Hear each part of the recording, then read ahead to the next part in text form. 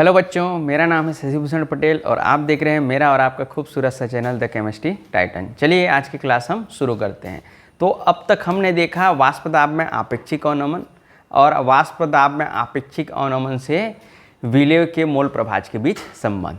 तो चलिए आज जो है वाष्प दाब में आपेक्षिक अवनमन से संबंधित जो है कुछ जो है प्रश्न देख लेते हैं, जो बोर्ड के पॉइंट ऑफ व्यू से साथ ही जो है नीट और जेईई के पॉइंट ऑफ व्यू से भी जो है बहुत ही महत्वपूर्ण है। तो चलिए क्वेश्चन करते हैं। तो सबसे पहला क्वेश्चन है हमारे पास, जैसे क्वेश्चन नंबर 1, किसी ताप पर शुद्ध जल का वाष्प दाब, किसी ताप पर शुद्ध जल का वाष्प दाब 60 mmHg है। ठीक है, शुद्ध जल का वाष्प दाब 60 mmHg है। 72 ग्राम जल में 30 ग्राम यूरिया विलेय करने पर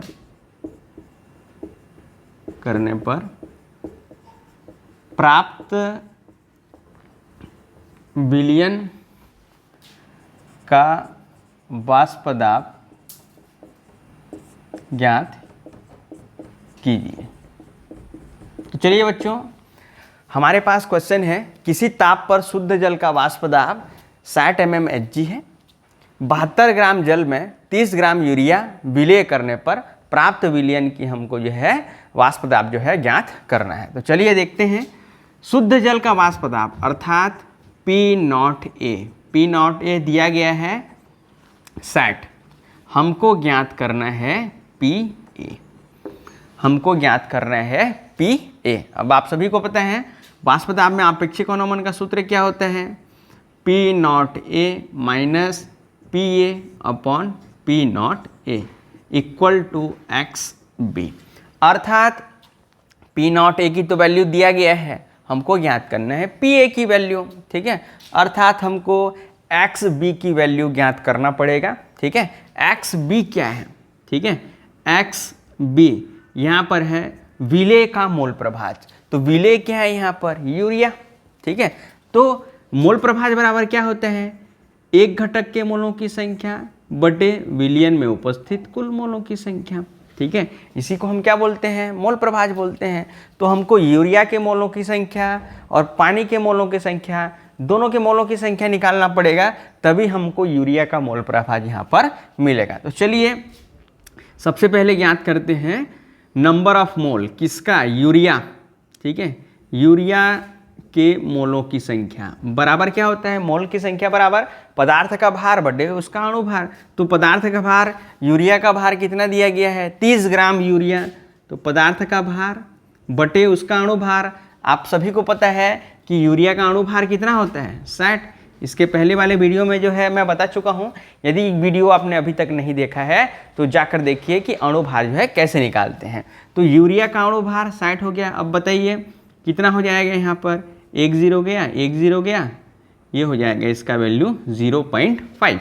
तो यूरिया के मोलों की संख्या हमको यहाँ पर मिल गया 0.5। अब हमको निकालना है जल के मोलों की संख्या। तो जल का भार कितना दिया है? 72 ग्राम। जल का अणुभार सभी को पता है 18, तो 18 4 72।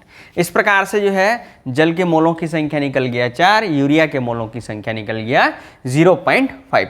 अब हम निकालते हैं XB अर्थात यूरिया का मोल प्रभाज, क्योंकि यहाँ पर विलेय क्या है? XB। तो यूरिया के मोलों की संख्या 0.5 बटे कुल मोलों की संख्या 4 और 0.5 कितना हो जाएगा? 4.5। यूरिया की मोलों की संख्या बटे विलयन में उपस्थित कुल मोलों की संख्या। तो कुल मोल यदि इन दोनों को हम जोड़ दें तो कुल मोल निकल आएगा। ठीक है, कुल मोल कितना आ जाएगा? 4.5। तो यहाँ पर XB का वैल्यू यहाँ पर निकल गया 4.5। इसको हम क्या लिख सकते हैं?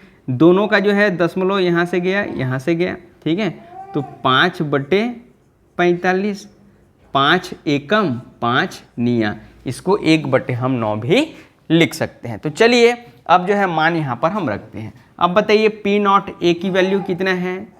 सैट माइनस पी ए हमको ज्ञात करना है बटे पी नॉट ए सैट बराबर एक्स बी का वैल्यू कितना है 1/9।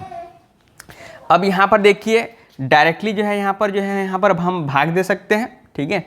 यहाँ पर क्या हो जाएगा, यदि ये इधर ही आएगा, ठीक है, मान लीजिए इधर इसको पक्षांतर कर देते हैं तो 60/9, ठीक है। तो डायरेक्टली जो है यहाँ से भाग दे दीजिए या ऐसे कर लीजिए इसको 60 माइनस पी ए, ये नीचे में है, इधर आके ये ऊपर में चला जाएगा तो क्या हो जाएगा 60/9। तो क्या हो जाएगा ये 3 तिया 9, 3 दूनी 3 शून्य मतलब 20/3।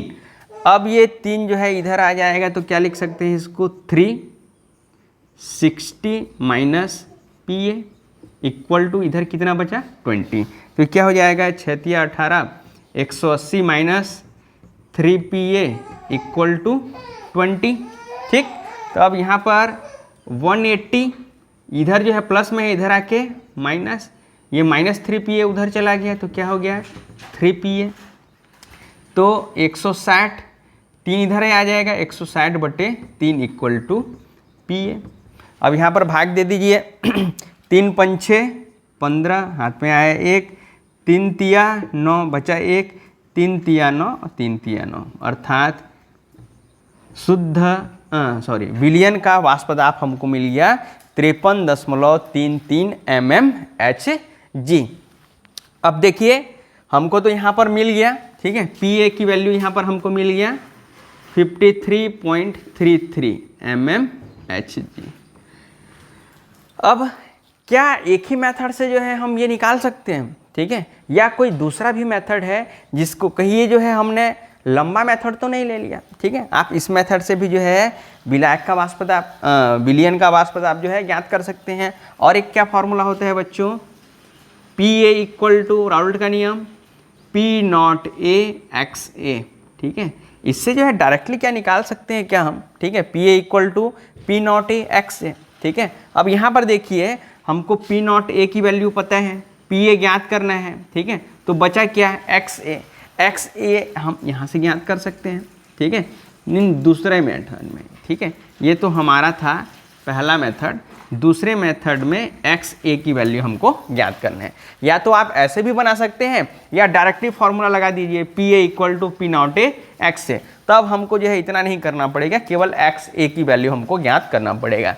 तो विलायक का मोल प्रभाज, विलायक के मोलों की संख्या, विलायक क्या है जल 4 बटे कुल मोलों की संख्या कितना है 4.5। इसको हम क्या लिख सकते हैं, दशमलव हटा दिए यहाँ पर तो ऊपर में एक 0 लग जाएगा तो 40/45 लिख सकते हैं इसमें, ठीक है। और इसको हम क्या लिख सकते हैं, किससे जाएगा दोनों, चलिए ठीक है, यहाँ पर यही रहने देते हैं फिलहाल तो अभी, ठीक है, इसको जो है यही रहने देते हैं, यहाँ पर चलिए करते हैं, ठीक है। अब वहाँ पर एक्स ए की वैल्यू ज्ञात हो गया हमको, तो P A equal to P not A 60 गुणित एक्स ए की वैल्यू 40/45, ठीक है। तो किससे जाएगा 15 तिया 45, 15 चौं 60, तो ऊपर में 4 चौं 16, 160/3। देखिए वही वैल्यू यहाँ पर भी आ गया, तो इसका मान कितना हो जाएगा, पी ए की वैल्यू हो जाएगा यहाँ पर 53.33 mmHg। यहाँ पर देखिए ये हमारा निकल गया shortcut formula P A equal to P not A X ए।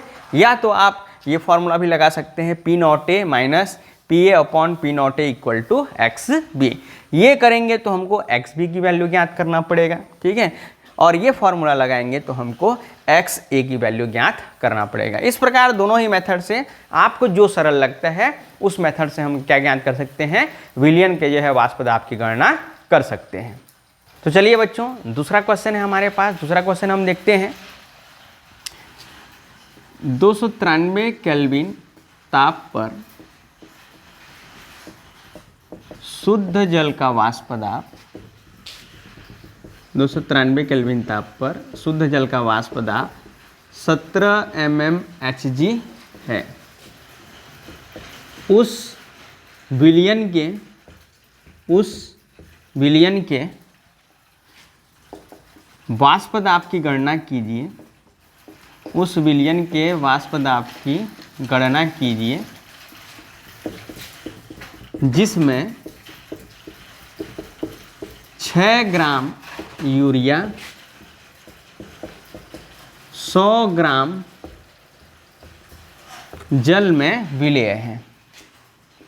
चलिए क्वेश्चन है हमारे पास, देख लेते हैं फाइनली क्वेश्चन। 293 केल्विन ताप पर शुद्ध जल का वाष्प दाब 17 mmHg है। उस विलयन के वाष्प दाब की गणना कीजिए जिसमें 6 ग्राम यूरिया 100 ग्राम जल में विलेय है। तो हमको दिया क्या है बच्चों, P0A, ठीक है। शुद्ध जल का वाष्प दाब कितना है, 17 mmHg। तो हमको क्या ज्ञात करना है, उस विलयन के वाष्प दाब की गणना, अर्थात हमको PA की जो है वैल्यू हमको निकालना है, ठीक है। तो इसके पहले वाले क्वेश्चन में जो है हमने जो है दोनों मेथड देखा था, ठीक है। P0A minus PA upon P0 equal to XB या PA equal to P0A XA, दोनों मेथड से कर सकते हैं। तो चलिए ये जो है सरल मेथड है, PA equal to P0A XA। तो हमको जो है P0A की वैल्यू को पता है, XA की वैल्यू ज्ञात करना है। XA मतलब क्या है, विलायक का मोल प्रभाज। तो विलायक यहाँ पर क्या है, जल। तो हमको जल का जो है मोल प्रभाज निकालना पड़ेगा, अर्थात जल के मोलों की संख्या और यूरिया के मोलों की संख्या, दोनों के मोलों की संख्या निकालना पड़ेगा हमको। क्यों, क्योंकि XA इक्वल टू क्या होगा, Na upon Na plus Nb, ठीक है। तो Na अर्थात विलायक क्या है यहाँ पर, जल। तो जल के मोलों की संख्या, चलिए जल के मोलों की संख्या, जल का भार 100 बटे जल का अणुभार, ठीक है। जल का अणुभार कितना होता है बच्चों, 18। तो कितना जाएगा, 18 ये इसका वैल्यू आ जाएगा 5.56, ठीक है, कर सकते हैं। दूसरा हमको यूरिया के मोलों की संख्या निकालना पड़ेगा। तो यूरिया का भार 6 ग्राम, यूरिया का अणुभार कितना होता है बच्चों, 60, ठीक है। तो यहाँ पर कितना आ जाएगा, 6 एकम 6 शून्यम अर्थात 0.1। अब हमको निकालना है XA की वैल्यू। तो XA की वैल्यू जल के मोलों की संख्या, ठीक है, जल के मोलों की संख्या कितना है, 5.56 बटे विलयन में उपस्थित कुल मोलों की संख्या 5.56 और 0.1 अर्थात 5.66। तो यहाँ पे XA की वैल्यू हमको पता चल गया 5.56 और बटे 5.66। अब देखिए दोनों के दशमलव को हटा दें तो इसका जो है वैल्यू निकल आया, कितना, 556 बटे 566। बहुत ही सिंपल है। तो चलिए यहाँ पर वैल्यू रख देते हैं, PA इक्वल टू P0A 17 गुणित यहाँ पर कितना हो जाएगा, 556 बटे 566, ठीक है। अब इन दोनों को मल्टीप्लाई कीजिए, कितना आ जाएगा, 9452 बटे 566 अर्थात PA की वैल्यू कितना हो जाएगा, 16.69 mmHg, ठीक है। इस प्रकार से हमको जो है विलयन का वाष्प दाब हमको कितना मिल गया, 16.69, और भी वैल्यू आएगा तो 16 दशमलव के 2 संख्या तक लिए हम यहाँ पर 16.69 mmHg। या दूसरा मेथड का उपयोग हम कर सकते हैं। दूसरा मेथड क्या है, P0A minus PA upon P0A equal to XB, ठीक है। इस फॉर्मूले में भी जो है ये मान रख के जो है हम क्या निकाल सकते हैं, PA की वैल्यू निकाल सकते हैं। पहला मेथड हमने पहले भी देख लिया है। आपको दोनों में से जो मेथड अच्छा लगता है वो मेथड यूज़ कीजिए। अब ये मेथड यूज़ करेंगे तो हमको यहाँ पर क्या निकालना पड़ेगा, XB की वैल्यू निकालना पड़ेगा, ठीक है। इसका करेंगे तो हमको क्या निकालना पड़ेगा, XA की वैल्यू जो है निकालना पड़ेगा। दोनों मेथड का उपयोग करके जो है आप जो है न्यूमेरिकल जो है सॉल्व कर सकते हैं। चलिए अगला क्वेश्चन आपके लिए होमवर्क के रूप में। तो चलिए 2 क्वेश्चन हमने जो है अभी तक देख लिया है। अब तीसरा क्वेश्चन आपके लिए होमवर्क के रूप में। क्वेश्चन है हमारे पास 100 सेल्सियस ताप पर 100 सेल्सियस ताप पर कितना ले लें, 100 सेल्सियस ताप पर 15.6 ग्राम जल में 1.68 ग्राम सुक्रोज का फार्मूला सभी को पता है C12H22O11। ठीक, तो 100 सेल्सियस ताप पर 15.6 ग्राम जल में 1.68 ग्राम सुक्रोज विलय करने पर प्राप्त विलयन का वाष्प दाब ज्ञात कीजिए। जबकि यहाँ पर प्रश्न में दिया गया है शुद्ध जल का वाष्प दाब, यहाँ पर हमको दिया गया है शुद्ध जल का वाष्प दाब। शुद्ध जल का यहाँ पे वाष्प दाब हमको दिया गया है 760 टॉर। ठीक है, ये टॉर भी जो है वाष्प दाब का इकाई होता है। यहाँ पर शुद्ध जल का वाष्प दाब दिया गया है 760 टॉर। ठीक है, तो यहाँ पे चलिए बच्चों, यहाँ पर जो है हम देख लेते हैं सुक्रोज का अणुभार C12H22O11। तो कार्बन का 12 गुणित 12 धन हाइड्रोजन का 1 गुणित 22 धन ऑक्सीजन का 16 इंटू, तो यहाँ पर सुक्रोज का जो अणुभार होता है वो होता है 342। तो यहाँ पर ये क्वेश्चन जो है आपके होमवर्क के लिए है। यदि क्वेश्चन बन जाता है तो नीचे जो है कमेंट बॉक्स में जो है कमेंट करके जो है उसका आंसर बताइए।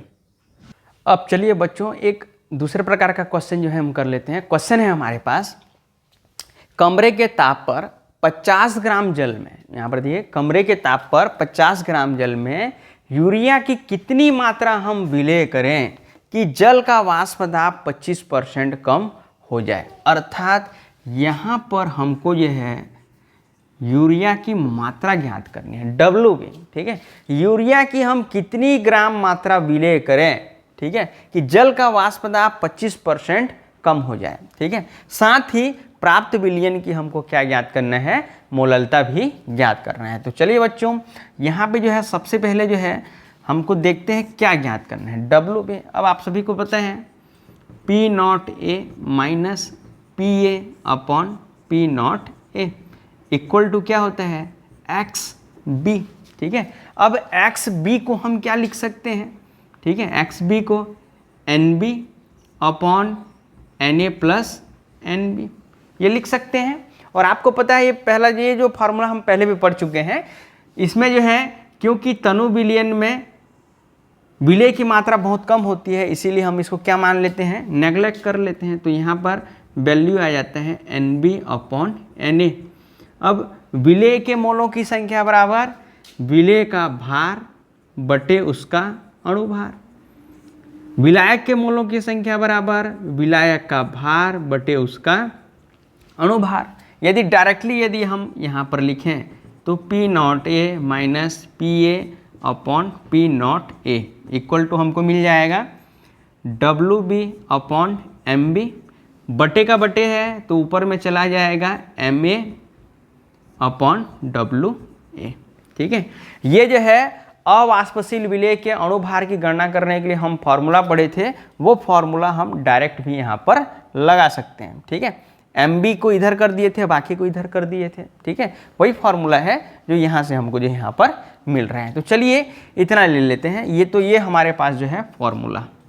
ठीक है, ये फॉर्मूला हमारे पास आ गया। ठीक है, अब क्या बोलते हैं कि 50 ग्राम जल में यूरिया की कितनी मात्रा विलय करें कि जल का वाष्प दाब 25% कम हो जाए। अब यहाँ पर देखिए वाष्प दाब तो दिया नहीं है, तो हम मान लेते हैं यदि P0A का जो वैल्यू है एक वायुमंडलीय दाब है, यहाँ पर तो मान नहीं दिया गया है। यदि मान नहीं दिया गया है तो हमको पता है कि वायुमंडलीय दाब कितना होता है, 1 atm होता है।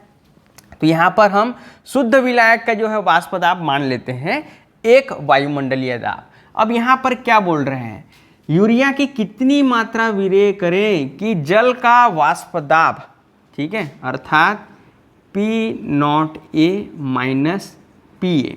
ठीक है, अब P0A की वैल्यू पता है 1। अब कितनी मात्रा यहाँ पर डालें कि जल का वाष्प दाब 25% कम हो जाए। अब 1 है, ठीक है, 1 से कितना हो जाना चाहिए, 0.25। ठीक है, 25%, मान लीजिए 1 का 25% कितना होगा, 0.25, ठीक है। तो पी ए की वैल्यू कितना हो जाएगा, ठीक है, पी नॉट ए की वैल्यू जो है 1 ATM है। अब पी ए की वैल्यू कितना होगा कि P not A minus P ए कितना हो जाएगा, 25% कम, 1 का 25% कितना। अब देखिए इसका मान यदि हम 0.75 रखें तभी जो है यहाँ पर ये आएगा, ठीक है, P not A minus P ए, इसका वैल्यू 0.25 कब आएगा, जब पी ए की वैल्यू हम कितना रखें 0.75, ठीक है। यहाँ पे लिख देते हैं इसको पी ए की वैल्यू, ठीक, यहाँ पर हम लिख देते हैं पी ए की वैल्यू कितना 0.75 ATM। इतना रखेंगे तब तो P not A minus P ए का वैल्यू कितना आएगा 0.25, ठीक। तो चलिए अब यहाँ पर जो है हम देख लेते हैं, अब हम मान रखते हैं यहाँ पे। अब यहाँ पर देखिए P not A minus P ए का वैल्यू कितना हमको मिल गया 0.25 बटे पी नॉट ए की वैल्यू पता है 1 ATM बराबर डब्ल्यू बी हमको ज्ञात करना है, एम बी यूरिया का अणुभार, ठीक है। यूरिया की कितनी मात्रा तो हमको पता नहीं है, लेकिन यूरिया का अणुभार हमको पता है 60 गुणित विलायक का भार, ठीक है। विलायक का भार सॉरी एम ए क्या है, विलायक का अणुभार, जल का अणुभार कितना होता है 18 बटे विलायक का भार 50 ग्राम, ठीक है। अब इसको जो है इधर पक्षांतर कर दिए तो क्या हो जाएगा 0.25 अपॉन 1 इंटू नीचे है वो ऊपर चला जाएगा गुणित 60 गुणित 50, जो ऊपर है वो यहाँ नीचे आ जाएगा, बराबर हो गया डब्ल्यू बी। अब यहाँ पर देखिए इसका जो है दशमलव हटाएं, दशमलव हटाने के बाद 1 लगाएं, दशमलव के बाद 2 संख्या 2 0, इसका 5 का 0 गया, इसका 0 गया, इसका 0, इसका 0 गया। अब यहाँ पर हम क्या बच गया 6 एकम 6 तिया 18, अब यहाँ पर बच गया 25 गुणित 5 बटे 3 अर्थात 25 पंचे 125 बटे 3, तो कितना हो जाएगा यहाँ पर 3 चौं 12, 3 एकम 3 बचा 2, 3 छिक्का 18, 3 छिक्का 18, तो यहाँ पर हमको मिल गया डब्ल्यू बी 41.66 ग्राम, ठीक है। अब विलेय का अर्थात यूरिया का कितना मात्रा हम डालें तो 41.66 ग्राम मात्रा डालेंगे, तब जल का वाष्प दाब कितना हो जाएगा 25% यहाँ पर क्या हो जाएगा कम हो जाएगा। अब क्या बोल रहे हैं प्राप्त विलयन की मोललता की जो है गणना कीजिए, ठीक है। प्राप्त विलयन की हमको क्या करना है मोललता की जो है हमको गणना करना है। तो चलिए मोललता बराबर आप सभी को पता है, यहाँ पर मोललता बराबर m इक्वल टू विलेय के मोलों की संख्या, ठीक है, विलेय के मोलों की संख्या, विलेय के मोलों की संख्या बटे विलायक का भार, ठीक है, विलायक का भार, ठीक है, किसमें किलोग्राम में, किसमें किलोग्राम में। तो विलेय के मोलों की संख्या बराबर क्या होता है विलेय के मोलों की संख्या विलेय का भार, विलेय का भार कितना दिया है बच्चों 41.66 हमको मिल गया है। विलेय का अणुभार यूरिया का अणुभार कितना होता है 60 बटे विलायक का भार कितना है 50 ग्राम जल बटे, क्योंकि किलोग्राम में है तो बटे क्या हो जाएगा 1000 हो जाएगा। इसको हम इस प्रकार से भी लिख सकते हैं 41.66 बटे 60 गुणित 1000 ऊपर चला जाएगा बटे 50, इस प्रकार से जो भी इसको हम लिख सकते हैं। तो चलिए आगे जो है इसको जो है सॉल्व करते हैं। इसका 1 0, इसका 1 0, इसका 1 0, इसका 1 0, 5 एकम यहाँ पर क्या हो गया 5 दूनी, यहाँ पर हो गया 2 एकम 2 तिया, तो हमको मिल गया 41.66 बटे 3। यदि भाग देंगे तो आएगा यहाँ पर 13.89, ठीक है। m की वैल्यू हमको मिल जाएगा यहाँ पर 13.89। इस प्रकार से जो है हमको प्राप्त विलयन की मोललता कितना पता चल गया, 13.89 m, ठीक है, 13.89 m या मोल पर केजी। तो इस प्रकार से जो है हम जो है वाष्प पदार्थ से या वाष्प पदार्थ में आपेक्षिक अवनमन से भी जो है मोललता की गणना जो है कर सकते हैं। उम्मीद है ये वीडियो जो है आपको पसंद आया होगा। यदि ये वीडियो आपको पसंद आया है तो लाइक कीजिए, शेयर कीजिए और सब्सक्राइब कीजिए।